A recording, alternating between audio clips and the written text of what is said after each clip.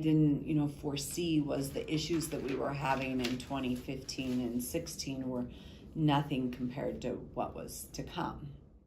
It was 2018 of President's Day. I had an incident at the store where a mom and a son and daughter came in high on meth, and they wanted to try on wedding dresses, and we were completely booked. Our appointments were for the day.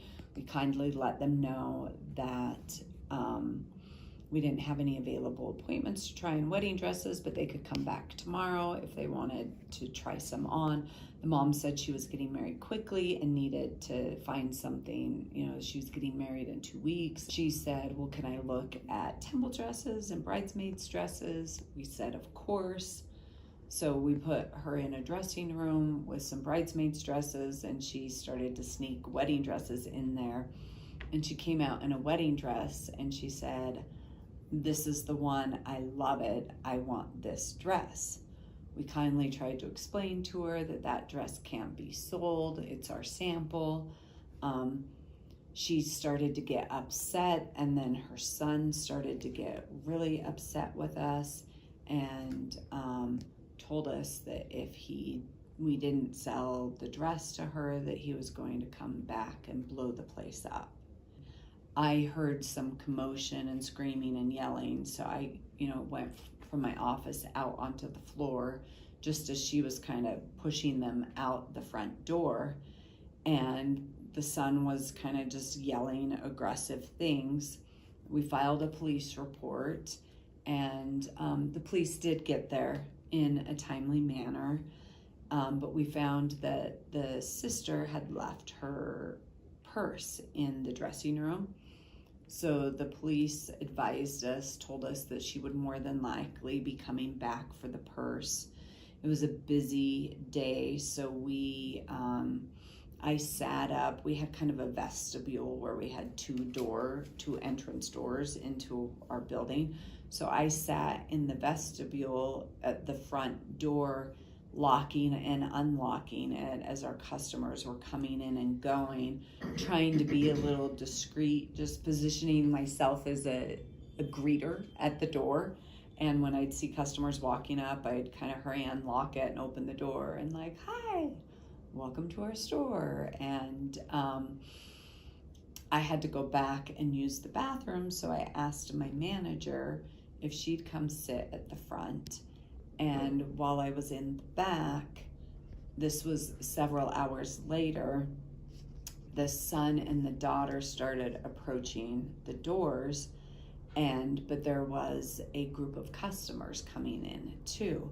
So my manager opened the door, and they kind of like came in with that group of customers and walked into the front entrance, where we have a similar receptionist desk to what we have now, similar height and everything. And our assistant manager was there, and the son grabbed her by the hair and hit her head against the receptionist counter, and it dropped her to the ground. And then he kicked her and stomped on her chest, and my manager came in. I was coming back out onto the floor, kind of saw the tail end of it. She was screaming at them. She even kind of jumped on the son and chased him out of the store, but it left our assistant manager with a bruised ribs and a concussion.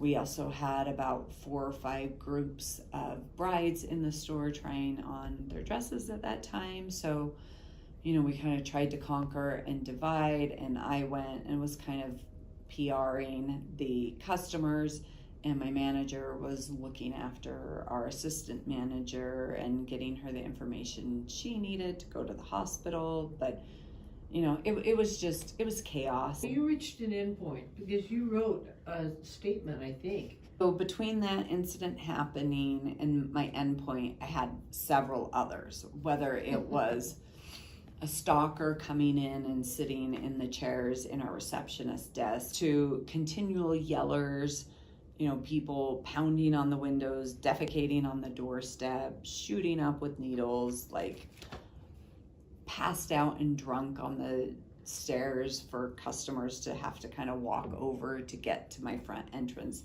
I mean, it went on and on and on and on and on. It was almost, 3 years to the date. It was like 3 or 4 days after President's Day in February of 2021. Again, I was back in my office. I heard kind of yelling and shuffling around. I ran out to the floor, and there was a really tall gentleman that had to have been at least 6'2" or taller. And he was pacing really fast and kind of in an aggressive manner and just making mannerisms with his hands. And he was talking in another language and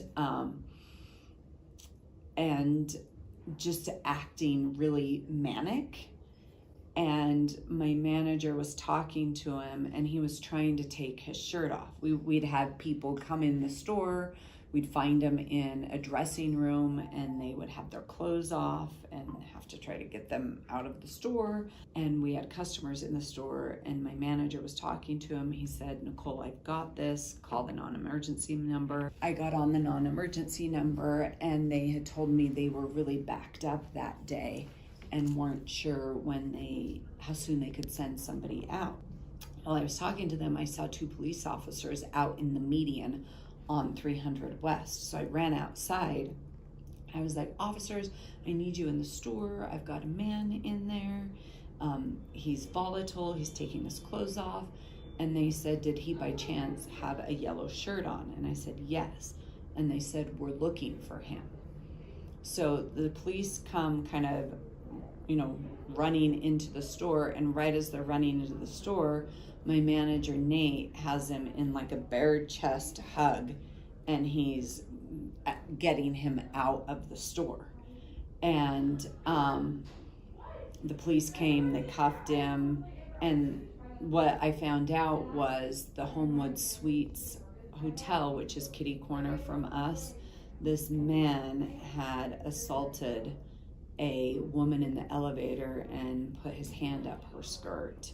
And when the elevator doors opened, she was kind of screaming and yelling, and he ran out over into the park, and so the police were looking for him. Back, the video footage, you could see him watching the customers that were about to walk into the store, like parked on the street, and he came and followed those customers in to our store.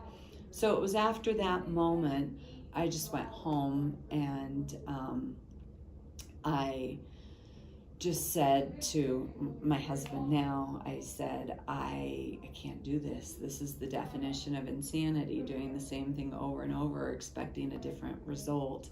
I had a little time left on my lease downtown, and I was able to just kind of work something out with my landlord there, and just said, you can't tell me that it's safe to do business here. No. There wasn't the rampant use of like intense narcotics like spice or heroin or things that can really alter your mind.